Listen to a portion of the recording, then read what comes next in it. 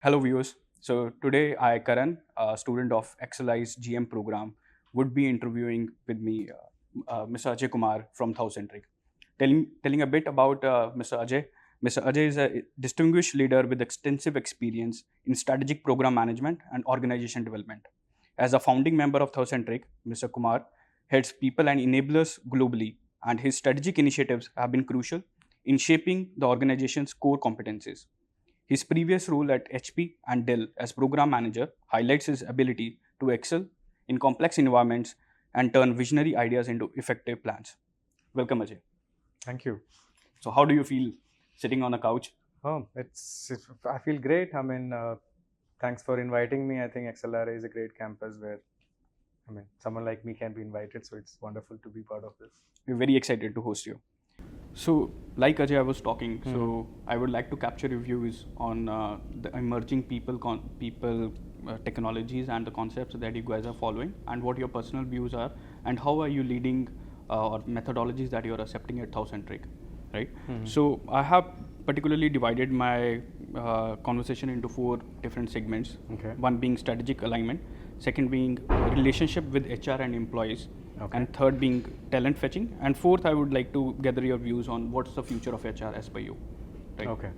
So to start off, I would like to know, Ajay, so as you were one of the co-founders of Thoucentric, right? You have witnessed the company's growth from 0 to 10 and then from 10 to 100 or 1000, whatever you say. Can you share some insights on how the employee policy and procedures have evolved over this time? And was the employee first strategy part of Thoucentric's ethos, or was it a pivot, or was there a pivotal moment which led to the adoption of this? Okay. So I think I'll answer probably the question on whether the employee-centric approach was how it started. Yes, to answer that, yes, that was the way we wanted to design it. The name itself kind of resonates that thou-centric means centered around you, and we consider the you is either an employee or a client. Okay. So we want to keep both the employee as well as the client in the center of our universe, and everything revolves around it. So the experience that we want to give an employee versus a client is very similar. So we want to give them a differential experience compared to any other companies they have worked with or worked for, depending on whether it's an employee talking about or a client. And that's how we have initially thought of designing this whole structure. So when we started, so I was fortunately the fourth employee to join, and now we are around 500 plus.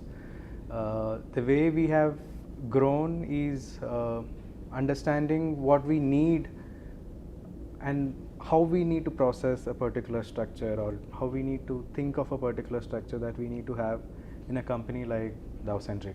Because when we initially started, there was no structure and there was no process, there were no policies as such, because I know I was explaining this during the panel discussion as well. When the initial set of people were identified to join us, these were all from our first connects in LinkedIn, and the second connects from LinkedIn, and the first connects of our first connects in LinkedIn. So we practically knew everyone who joined us, and they all joined us for a particular reason. So they all had a project in mind. So it was the project that came first, and then we identified who we should put for that project. So these people who joined us, they believed in us because of the set of people that we had initially formed, and these were some of the stalwarts in our business in each category that you can consider. And their credibility was the reason why people joined us, and they all joined and started up their own specific client project, whatever they were assigned with. And things were smooth and things were running as expected. We never felt that you need to have a employee policy or a process to govern everything. We never felt there is a need for someone to come and talk about a particular path, or maybe create a path for each of the people who joined us, because they were clear on what they need to do.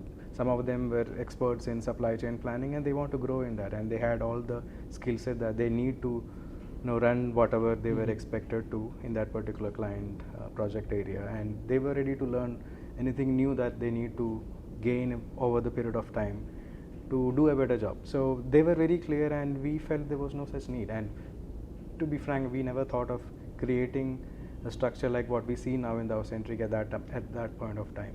Okay. After we crossed 50, when we started hiring from the market, from campuses, people who we don't have a direct connect.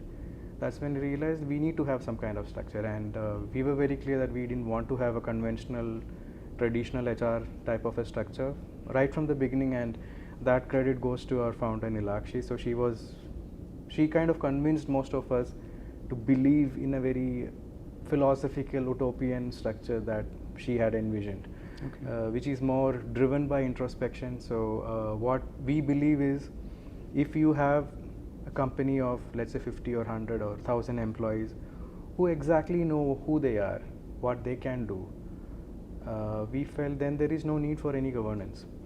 If I'm capable enough to introspect and see what I have done in the last 6 months or 12 months, or how many other years I've spent in the industry, and realize that these are the 5 things I'm good at and these are the 2 things I'm not good at, and that trust the individual shows in, or the genuinity, or the understanding of their capability that particular individual shows, we feel that is the most important point or a factor that makes the growth, or creates the growth for that particular individual. Because I know exactly what I need to do, because these are the 5 things I'm good at. I would want them to focus on those 5 things and optimize, enhance, improve, upskill on those areas, rather than focusing on the 2 skills which I'm not good at. And that the understanding based on which the whole framework is created. We were thinking that if all our employees know what they are good at, then that organization itself is at a much elevated position, because you are talking about 100 employees who know exactly who they are, what they can do and what they cannot do, and how they can move around a system, how they can grow in their career, and how they can introspect, be self-aware, and that's the kind of group that we want to create. And with that thought in mind is how we form the whole HR policies and procedures that we have in the system. So some of the statutory part of the HR policies and compliance, that's always there, but when it comes to people and how people needs to behave in the organization, that's quite different from most of the companies, at least I've known. And so that's a very deliberate decision. I probably gave a very long answer, but yeah, I think that's how we have stayed different. It was a very elaborate answer, and I think you have covered a lot. So what I take away is that Thoucentric at the moment has a horizontal structure, and you give liberty to the people, right? Yeah. So moving on to the next question. So it is related with the integration of HR with the non-HR functions. As we all know that HR is more of a people enabler function in any company. So how do you see the integration of HR with non-HR functions evolving in the next 5 years within Thoucentric? Okay. So I think in general, and I know these were some of the points that were discussed during the panel discussions, not just in ours, the other 2 as well. The success of whatever we drive as culture by the HR team depends on how the other practices, the other departments are getting their vision aligned. So if I want to drive a particular culture or a particular way of working in the company, the rest of the larger organization should be completely aligned to that thought process. Because if that doesn't happen, then whatever we say as culture will never work. So how it is done in Thoucentric is, it's the center body called Neon that takes care of the culture in the company, and it's called Neon because neon is an inert gas, as you know. It doesn't take the characteristics of anything that it gets in touch with.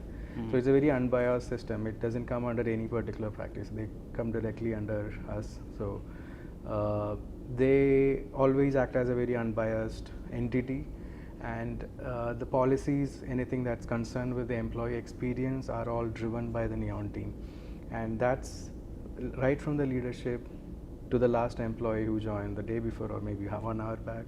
They are expected to follow that same structure and way of working, or the way of consulting, however you want to call it. So that's the only way you can get the culture built in a company. And without the culture, I don't think there is a company. Sure. You can have skills, you can have n number of entities who are extremely proficient in multiple areas, but if there is the lack of culture in that company, there is nothing that unites them. And without being part of a company, being part of that unity, I don't think any company can survive in the long run. So what is extremely important for any company's success is how they are able to propagate the culture, and the culture bits instilled to every other individual who's joining the company, and that has to at least maybe not 100%, but at least 70% should resonate with everyone in the company. And because 100% is an impossibility, you will never have everyone 100% aligned to what your ways of thinking. But we feel at least a 70 to 75% of people are aligned. A lot of us will function very uniformly across anyone who's coming through. So they all will feel that there is a style of working, there is a way of working which is unique to Thoucentric. It's slightly different from a lot of other companies they have probably worked with. I think that's how the HR function has to how do I put it? So the HR function has to create, build, and propagate the culture across all other non-HR functions. And I would not call any function as non-HR, because as long as these functions are dealing with people, it's all the same. It's all part of the same culture building functions. Maybe their core competency or primary priority is different, but without having people, without ensuring people experience, no function will exist. So it's all very much interlinked, and culture is the linking, the binding force across these functions. And if company realizes it and moves moves forward in that direction, I think everything else will run smooth. That's very interesting concept that you have told, that HR is not just a separate function, and it's then and there with every function, right? And also how the neon acts as a torchbearer of the whole culture that you guys have grown and cultivated so far. Yep. So moving on in the discussion, so I would like to explore the aspects of how you guys maintain your relationships with the employee.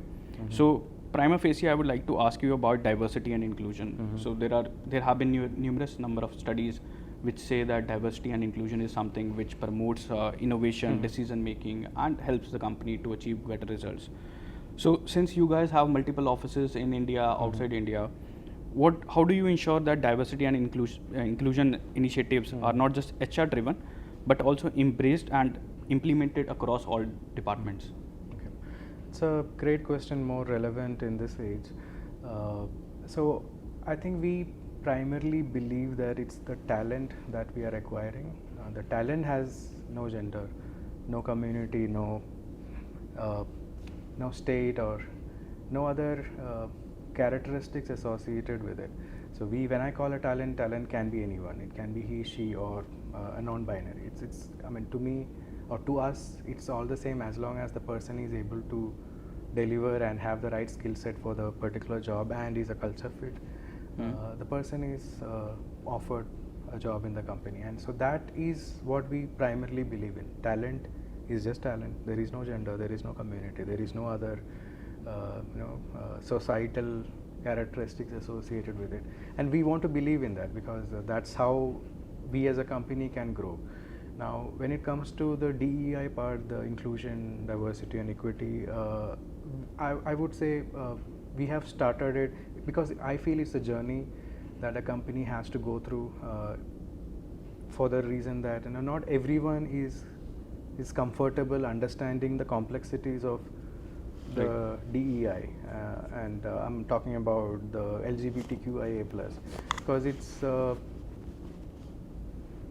even though it's been there all the while, the way it's clearly defined, like the way it's defined now, I don't think it's been long that people have gotten a good understanding of what each of these categories stands, and how does it differ and how does it matter. So which is why I will move back to the same point, that we look at talent as a talent alone. There is no other caveats associated with it, and irrespective of whatever group they fall under, to us we feel that is a talent. If the person is good enough for the role, culture fit, it's a perfect match. Now the fact that we have to also look at is culture fit, because if anyone from the community of LGBTQI+, planning to join us or we have offered, we need to make sure that our company also is equipped enough to handle that cultural variance. And that's something that we have started very, I mean, I will agree that we have not started that long back. I think probably like 6 months or so into it. So what we have done in the last couple of months is have run trainings to educate the employees within the company how they are different, what these categories are, and how we can consider, if at all an opportunity comes for them. And I'm sure so far I don't think we have ever rejected anyone because of the cultural community they fall under. But we want to make sure that we are able to hire and probably identify some people who can be trained and brought into this side of consulting.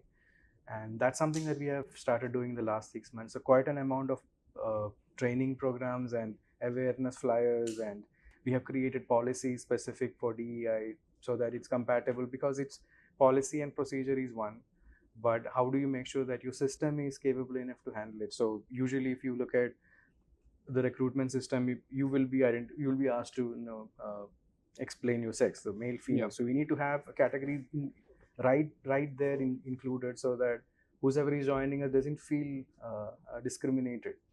So we have done all that in the last 6 months. So we are slowly moving into more educating the people around us within the company, so that if at all an opportunity comes for hiring such people, he or she doesn't feel or discriminated being part of the company. And that's, I think, end of the day, it's the talent that we respect, and I think that's about it. No, that's a very great approach that you guys are taking, because I feel you cannot change the policies or educate your existing employees post you have inducted someone into the company, right? So you have to do all the training and everything before they join. Correct.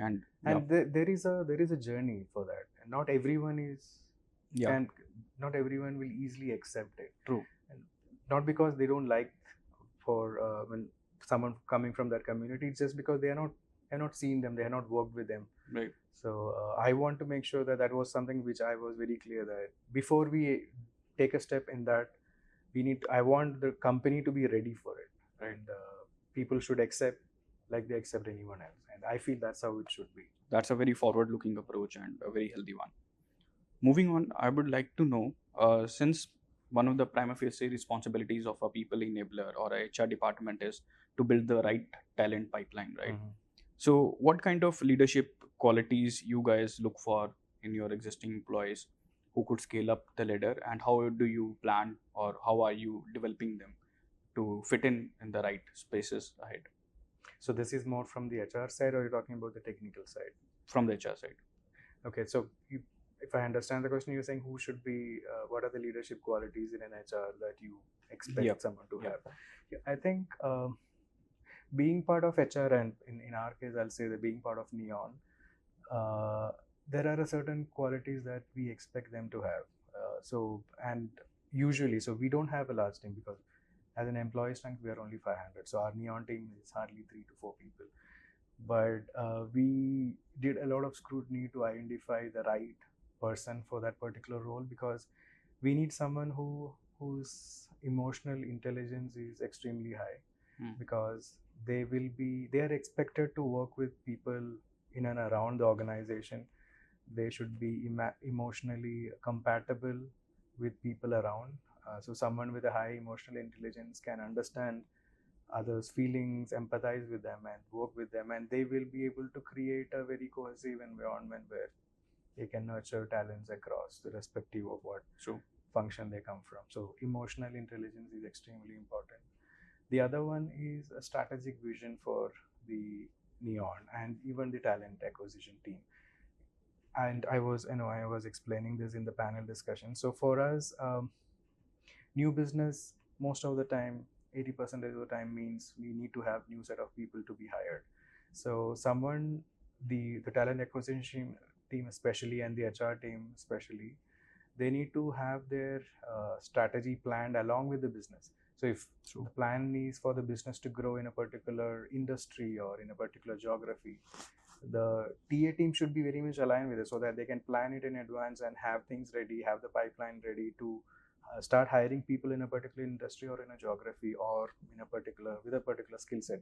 So the strategic vision is extremely important, because I feel that's the only way you can successfully run a business, especially in the consulting world. Being in a product company, maybe it's a slightly different challenge, but in consulting, you're practically diversifying your area into all directions. Product, So usually once you design a product, once you are specialized and once you are respected for a particular product in the market, most of your technology R&D will be on a similar line. true. Consulting is very different. So you work in finance now, BFSI finance. The next day you're working in a supply chain planning. The third day you're working in a business intelligence program in analytics. Fourth day you will be in a project management, probably for a due diligence activity in a company like an FMCG or a CPG company. So your work style is extremely diversified. So if the TA team is not aligned to this kind of a diversified model of planning and vision, I don't think TA will be successful. So yeah, I mean, strategic vision is extremely important. And third is I know I'm switching between the talent acquisition and the Neon team, because for us these are two different Okay. teams. That's how we Okay. run it. So when it comes to Neon again, what I believe is you need to be a very influential leader. So you have to talk clearly, persuasively, and your whatever you're talking about should be extremely diplomatic. So clear, persuasive, diplomatic conversation is extremely important, because you're talking to 500 different people and they have very extremely different type of characteristics, or their character types are extremely different. So the people whoever is going to talk to them, they need to understand them. They have to be a good listener. So these are all factors I feel is very much important for an HR person. So I was talking about strategic vision, someone who aligns themselves with the strategic vision of the company. Second is an influential leader. Third, I would say is what was I talking about? Yeah, emotional intelligence, right? So I think these three are very much important, and I think the other parts of it, how effectively you can work, how analytically driven you are is like a given. So that's because a lot of HR functions way of work is driven by the analytics behind the whole setup. You need to know, I mean, again the turnover rate based on which you need to make sure that your hiring pipeline is created. You need to make sure the attrition control is in place. What's the attrition percentage? You can look at the history of attrition and predict that, okay, in August I'm expecting at least 5% of the company to quit, because that's the history you have seen in the last 5 years. So a lot of analytical driven activities are anywhere there. So those are our given. So apart from all those, the EI, strategic vision, and influential communication is very important. I completely agree with you that emotional intelligence, I believe, is not just for the HR, but for a company like you who are into the consulting space. Emotional intelligence is something which each and every employee should have, right? So, talking on the same lines, I would just like to understand that how are you guys developing emotional intelligence or enhancing it? Because I understand that it's not an easy job, right? And probably you would be recruiting someone in the team who already has EI, but how do you build on it? What kind of trainings and development programs you guys use? Yeah, so that's a very good question, because that's something it's very hard to coach someone into. So you need to find people who are already good with, the emotional quotient. It's not everyone's cup of tea, is what I have realized. So apart from so that is one part. You hire the right set of people to run that show. Now, in an overall company, you cannot expect everyone to have high EI. So what we do, especially in the HR segment, we definitely mandate that. Not mandate in the sense that's something that we always look at when we look at someone to be hired, that their emotional quotient is high. And the trainings, we have quite a few trainings that we usually run as part of the HR practice Neon. So these are all based on our, we call it as a wizard training program.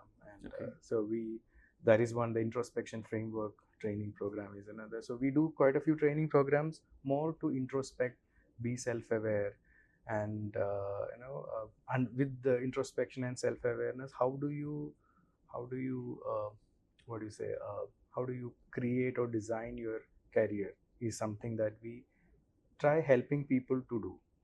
Again, it's something, it's a journey that each individual has to take. All that we can do is give them some hints and cues that these are the 5 things that you should do.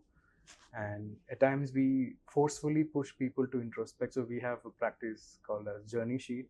End of every year in March, 1st of March onwards till the end of March, we expect all the employees to write the journey. Journey is nothing but the journal. I want everyone to write what you did in the last 12 months.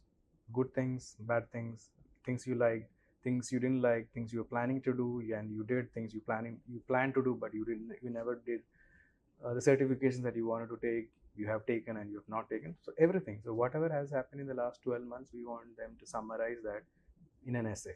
It's and and initially it was hard for us to explain it to employees why we want them to do this. And they were thinking that these are written for the company to read, and we were telling them we are not going to read that. This is nothing but introspection. If I am forcefully asking you to summarize your last 12 months, you have to think through and look at right from April onwards, what all you have done, what all projects you have been part of. We are forcefully making them introspect, and that's, I mean, at times that's the only way to make it work. So yeah, so we have a few such activities as part of Neon to push people into being more self-aware. So I'm not saying that we are extremely successful in it, but I think we are moving in the right direction is what we feel. And a lot of people have come back to us saying that the way you guys run it is very different, and we have quite a few clients coming back and telling us that somehow we feel a difference in your consultant versus any other company that we have worked with. And I believe these are some of the reasons. Probably, I don't know, I mean, there is no data to prove that yes, this has worked, but I feel these all bring some characteristic changes, behavioral changes in people, getting them more grounded, even though they're coming from, let's say, the IMs and the ISBs, FMS or XLRs. We want the people to be grounded. We want the people to show their humane character first than their skills. So because skills are available in the market. Oh, that's very interesting. Talking a bit about myself, I have worked with 3 industries and 2 industries and 3 companies so far. And what you have told is certainly something which I haven't experienced so far. The visit program, the journey mapping, yeah, it's very interesting. And I hope these new programs set a good benchmark for you guys, so that you keep on building next year. We've been running it for the last couple of years now, so I think great. It has shaped up well. Of course, it has evolved, but yeah, I mean, yeah, so that's true for any idea, right? It has to evolve. Yeah, you cannot be rigid on that. And if you realize that some things are not working, I know, I remember Deepak talking about it. It's not easy for someone to accept criticism. I think the people who can accept criticisms are the most grounded people. True. Right? And we have seen that a few things didn't work, and we accepted. Yeah, I mean, it's a mistake. We'll change it. So we have evolved that quite a few times. Multiple iterations have happened, and I am sure it will keep happening. So yeah, that's the journey. Yeah. So moving on to the next leg of the discussion, which is into the talent fetching. That how do you get more talent into your company? So there are 2 channels primarily. One is campus hiring, the other is related with the lateral hirings, right? So apart from this, I would like to ask you, like, as we are going towards a new generation of workers, millennials, Gen Alpha and whatnot, right? So the traditional benefits no longer work. It's not just the pay now. It's not just the cringe benefits now. True.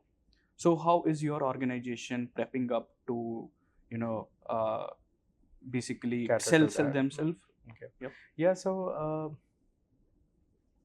I know it's a very interesting question. How expectation from people are changing over the years, and I think this has always been happening. This is not a new phenomenon. So if you look at people who worked in 70s versus 80s to 90s and 2000, people expectation from work has changed. Of course, compensation has always remained as it is, so that's still probably the primary factor that makes someone choose a company or not. But additional to that, there are multiple additional influencing factors that have come in. So when you look at a company's compen, it's not just the compensation, the salaries, etc. part. You look at what additional benefits they are able to offer. True. So one, are they giving hybrid work? Am I able to work from home 2 days a week, 3 days from office? So that's there. So we have that. We have hybrid work model. The second is, if I'm working from home, I'm working for the company. So are they giving me broadband connection, or are they giving me phone connection? Yes, we are giving both. So we all our employees get broadband connection as well as a mobile CUG connectivity. Now when you look at, so that takes care of your work part, right? You're connecting to internet, new work is happening, your Teams is working, Outlook is working, and your calls that's coming from your clients, stakeholders, whoever it's, you are able to pick up at company's cost. That's taken care of. Now what's next? The medical. So medical is of course covered. So we cover the medical insurance of the employee and the immediate family and their parents. So it's extended to the parents. So that's covered. Now comes, let's say, the consultation, the outpatient type of requirement. So we have tied up with a company where we have a platform where someone, an employee will, so every year they have to renew the medical insurance. So they log into the platform, they can add all their dependents, including their parents, their in-laws, and all of them will get free medical online consultation. So it is offered by the platform. So they get wellness consultation as well. So if they are facing any challenges, like burnout, I know we spoke about during the panel discussion. So we have a team as part of the platform who takes care of that. So, and that's completely anonymous. We as a company will never get to know who contacted them. So that's kept that way, so that they have the flexibility to reach out to them and take intervention as and when required.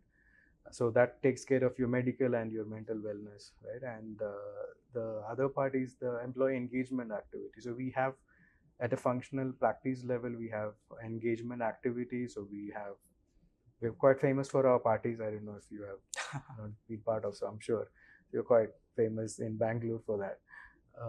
And we do a lot of activities beyond parties, where we get the family day in office. We have engagement activities in office. We have those food tables and carom boards in our office, so people can take a break from their calls and and enjoy for some time.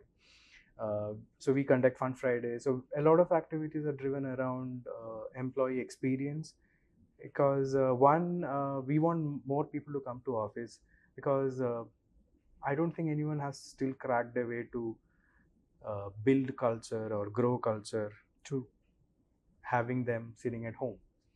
I don't think maybe that's something coming later, but I feel a culture to grow, you need people to be together at one place physically. And people who, quite a few of our folks have hardly come to office, and that's something which they have always told me, that now you should run some activities which will engage people virtually as well, and which we do, but nothing compared to what you actually experience when three people get together at one place. I'm not talking about drinking, but just they get together, talk about work, and they talk about their families, and the bond that created there, you cannot replace that with anything. It's impossible. People can say that yes, 10 things can be done to take care of it, but I will say none can replace that. So yeah, a lot of activities are driven at office to get people and connect each other. Because most of the time, being in the consulting world, you work in your silos with the client. You hardly get time to spend with your parent company like Thoucentric. You're with your client all the time. So how do you create a bonding between that individual and Thoucentric? How do you make them feel that they are part of Thoucentric? If we don't do these activities, I feel they will never feel belonged to any particular company. And that's extremely crucial in a consulting world, because otherwise they will quit and go the drop of a hat.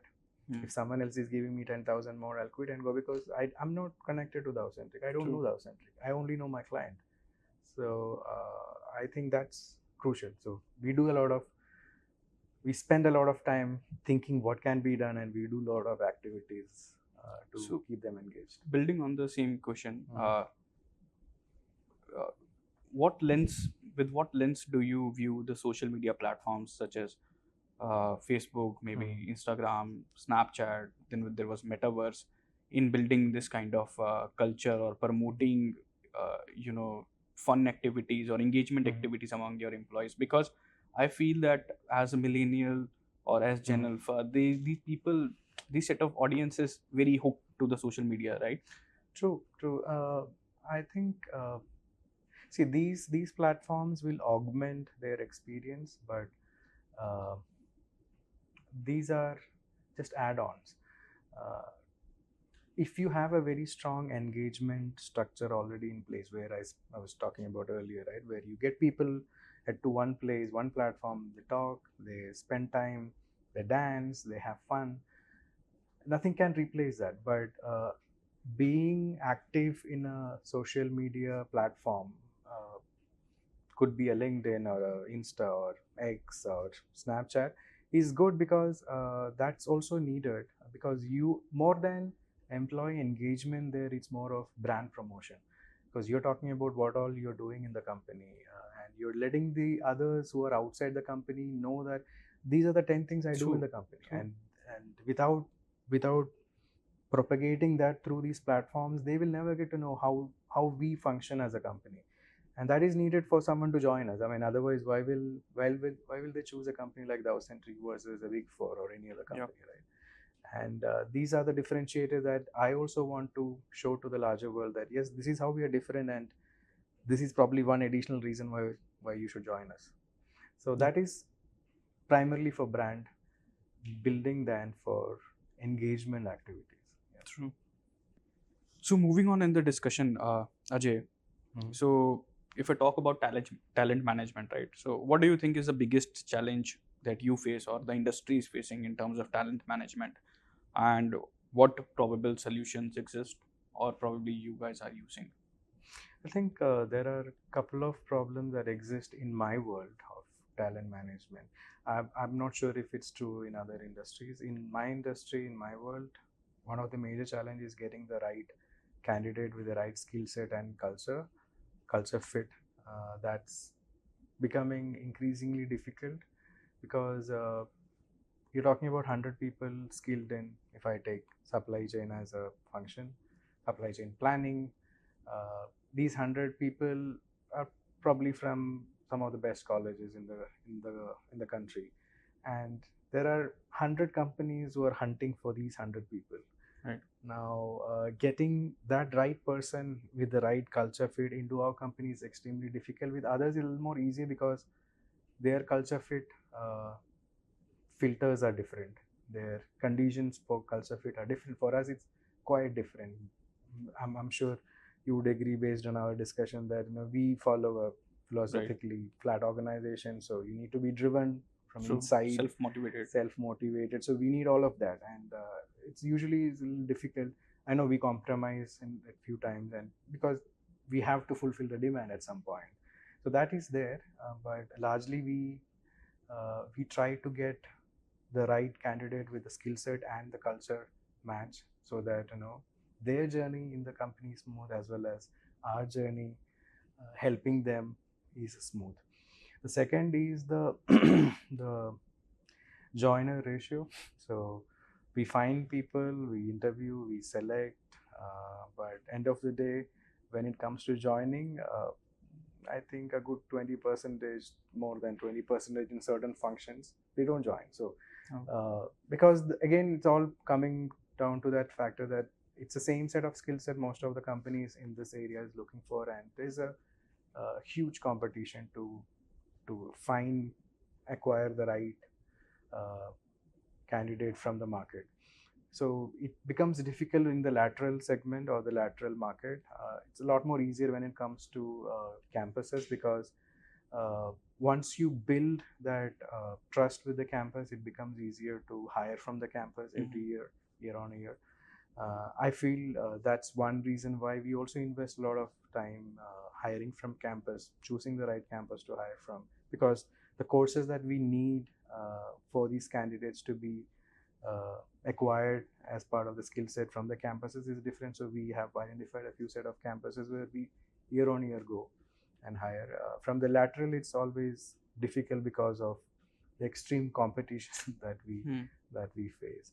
I think once the person decides to join, then there is nothing stopping. I don't think we have faced any problem. The biggest problem is getting the right set of candidates to getting them join us. And I think it's a problem companies of our size and our stature faces. The larger companies probably they have a different problem. So when you talk about culture fit, right? So how can you actually, or how are you actually gauging that the person will be able to fit in? One obvious answer would be psychometric test, I think, which you can align with a check whether the values are congruent with what you want. Any other interesting take that you guys are following? We started with a psychometric test initially, but then we realized since it's a test, I mean, the person has to be extremely genuine and truthful to himself or herself to get the right answer. So what we have done in the last couple of years is we have trained all the recruiters. We help them understand, gauge person during their interaction with them, whether the person can be a culture fit or not. And these calls are taken by the recruiters.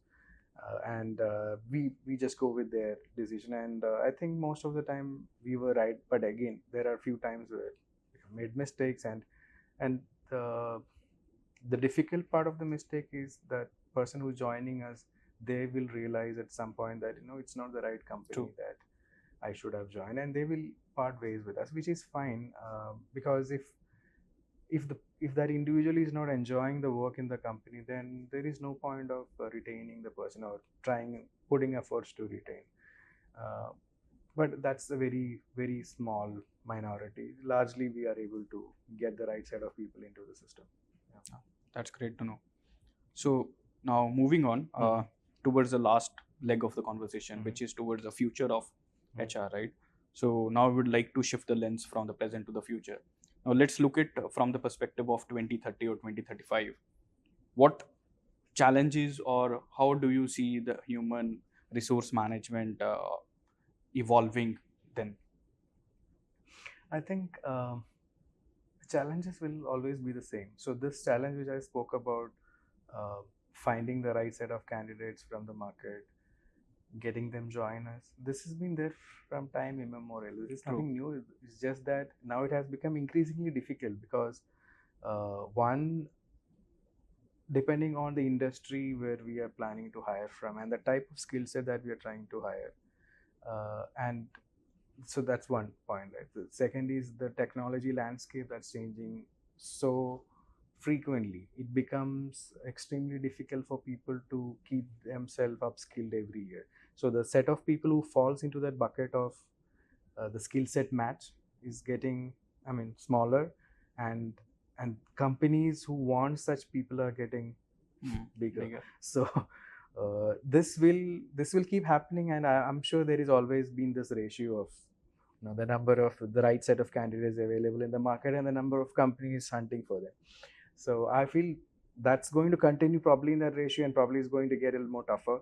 But I could see that in the last couple of years, colleges and universities are also changing their ways of teaching. Their curriculums are getting changed more, getting in line with what is required in the market, what is expected by companies in the market, which didn't happen in the last decade. So now I see a lot of companies who are focusing more on, let's say, analytic driven graduations and post graduations, which are a need of the hour. And I think as and when we have more universities, colleges changing their curriculum to get into the same page of what is expected in the market, I feel that pool of people that we have in the market to be hired for will increase, and that should help. But I'm sure this ratio will always be there, and we will always struggle at any point of time to find the right set of candidates. Getting them join will always be a problem. We'll have more companies to fight with. But some of the advantages I see in the future is like, some of the panelists were talking about AI driven resume screening. I think we'll have more, as I know, I'll agree with Abhijat, it's not AI, there's no intelligence in it. It's more of training the engine to identify the resumes based Yeah. on some key parameters. We'll have more advanced algorithms to optimize it. So I think that will help the job of a recruiter to do the first level of screening done by some engine, and then you just need to look at the next set of people who need to be interviewed physically or over the phone. So that will help, because it still has a lot more to go. We also use quite a few of such engines to screen the resumes, and it's helpful, but not the best. I don't think it has reached that point where we can 100% rely on it. The next couple of years, I'm sure that will get optimized and we'll have better engines to predict. And otherwise, TA is a people-driven function, and that will always stay as it is. How much ever AI, whatever comes into play, I think human intervention is extremely crucial in this function. So that will always stay as it is what I feel. Yeah. No, I think that's totally correct. So when you talk about the challenges, I think the the main challenge that you mentioned was related to the technology front, right? And since technology is changing every day, but we are not teaching that changed technology to the classrooms every day. Right. So there's always going to be a certain lag, and which is going to be the differentiator point in terms of quality of candidates that you guys will be getting. Correct. Right. But yeah, apart from that, I do get that where you guys are forcing yourselves. So this brings me towards the end of the conversation. So before ending, I just have a very open-ended question, and which is probably for all of us and all of my viewers here. What 3 tips would you like to give to the aspiring leaders who want to make a significant impact in any organization? Okay. I think first, be a leader, and be a leader in all its sense. Leading people is what is expected from someone who is at a senior level, because a lot of people will be looking up to you, and the ways of your working translates into the ways of their working. So be the right leader is, I think, one important point that everyone should think about. And I think that's extremely key. Uh, the second, I will say that, to be successful in an industry, you need to be able to influence people. And again, being a good leader, you will by default, as part of you being the leader, will do it. But being an influential person is extremely important, because you will not be able to otherwise um, uh, get people work in a way that you're expected them to work, and they can only trust you or believe you once they resonate with your thought process. So I think that is extremely important. And what else? I think Do if you you think? I mean, the emotional intelligence or emotional quotient being high is also very much important for a person who's going to lead the organization, or being part of any function, leading it. Because end of the day, you are dealing with people, and people comes with varied of behaviors and characteristics, and you being that person to understand, in the new terms, vibe with them, I think it makes a lot of sense. And that will help them to be open with you, to be able to trust you, to be able to be around you. And I think these are all very important. And I think, yeah, I mean, these are all factors influencing you to be a great leader, or someone, not a visionary, but at least a great leader in the company. And I know this probably not directly related. I was just reading this article by Srikanth. uh, One of my colleague forwarded that to me. Srikanth is the co-founder in Fractal. Oh. So he was taking a bet on he was taking his stab on the 70-day work rule, which Narayana Murthy was proposing. So he was kind of explaining that how you should look at the market. And I mean, if you're an individual, not market, I would say how you should look at this whole industry itself. So 70-day work week was something which was normal before 70s, because that was a time when the nations, all the countries were struggling and they want to grow as an economical power, and that was when they expected everyone to work 70 hours. And it's been long time that we have stopped that. Now it's a 40-hour work week. Now if you look at that, you have to divide how a person can grow into three categories. One or three factors influence them to have a better earning. So one you can call as extreme hard work. Second, you can call as sound decisions, and third, you can say that good fortune. So these are the three factors which can help in I mean, either single or in a combination to help you grow and succeed in life. So if you look at the bottom 50%, these are the people who couldn't have any of these three. So they did not work extremely hard.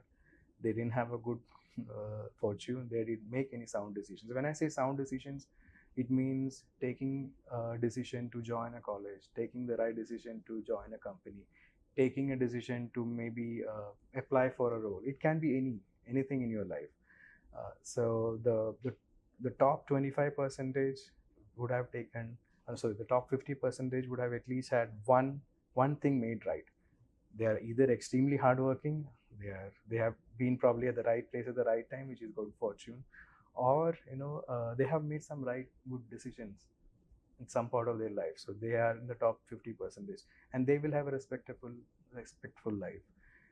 The top 25% would have got two of them right. Either they have a very good fortune, meaning right time at the right place, or they have made some sound decisions. So together, combination will get them to the top 25%. The top 2% are the ones who got all the three right. Now, what Narayana Murthy is talking about is how someone can get to the top 25%, right? So, which is not needed. I mean, as long as we're able to reach to the top 50%, you still have a respectful life. So, I know there was a lot of debate on it, and I mean, I was kind of resonate completely with what Srikanth was saying in that message, that you have to interpret what's being told in the way that he's trying to say. He was envisioning in that way. It's not that he's not expecting everyone to do that, right? But if someone who haven't made any good decisions or sound decisions, and they have never been at the right place at the right time, the only way for them to succeed is extreme hard work, which is 70 hours. So, or 40 plus hours. So, I mean, I found that it's a very interesting take to it. So, I know it's not connected to what you asked, but it's interesting that how you as a leader will also look at people and what their aspirations are in the system. I mean, in their career, not as part of your company, as part of their career, their individual career. So, I think you should give them those right guidances at the right time, which can help them to succeed or achieve whatever they want to achieve, and that they will value it for the end of their life. And I think there is no much gratitude than knowing that someone who's part of your team has reached some great place. Maybe not in your company, but somewhere. It's always a great thing to know. That's the biggest award that you can get as a leader. That's a very interesting perspective that which you have painted. So I think if I have to reiterate, it would be having the right leadership skills, making right decisions, ignoring the noise, and fourth would be emotional intelligence. I'm not quite sure that how we can build our good fortunes. You cannot. Exactly my point. You cannot. That's not in your hands. So let's just try to place the bets on what we can do. What we can. Yep. And apart from that, hard work will always play an important part, right? Yeah. So yeah, with this, Ajay, we come to the end of discussion. Great. And thanks for joining in. It was a wonderful session. Thank you. Thank you.